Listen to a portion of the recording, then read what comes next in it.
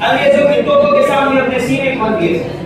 ہم تو وہ ہیں کہ آزادی کی تحریک کو یا دیش و نمان کی تحریک کو ہم نے اس مٹی کو اپنے خون سے سجایا تھا. ہم تو وہ تھے کہ جس کے آخری تاجدار بہادر شاہ ظفر کو جب انگریزوں نے گرفتار کیا تو ان پہ لنچ کرتے ہوئے کہا تھا کہ دمدمے میں دم نہیں ہے خیر ماں کو جان کی, دمدمے میں دم نہیں ہے خیر ماں کو جان کی. اے ظفر ٹھنڈی ہوئی شمشیر ہندوستان کی. تو اس بوڑھے نے جیل کی سلاخوں کے پیچھے سے للکار کر کہا تھا کہ غازیوں میں بو رہے گی جب دلت ایمان کی, غازیوں میں بو رہے گی جب دلت ایمان کی, تب سے لندن تک چلے گی تیر ہندوستان کی. ہم تو بولتے ہیں کہ جس کے ہزاروں علماء کو دہلی سے لے کر, دہلی کے درباروں سے لے کر دہلی کے درختوں پر پھانسی کے پھندے میں لٹکایا گیا تھا.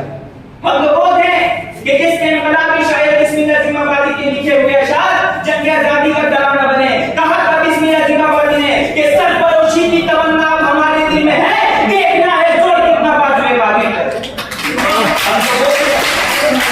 ہم تو بولتے ہیں کہ جس کے اشفاق اللہ خان کو جب پھانسی کے پھندے پر چڑھایا گیا تھا تو اس اشفاق اللہ خان نے پھانسی کے پھندے کو چومتے ہوئے کہا تھا کہ میرا ہاتھ دیش کی غداری کے لیے نہیں اٹھ سکتا. ہم تو بولتے ہیں لیکن آج ہمیں کس نظر سے دیکھا جائے؟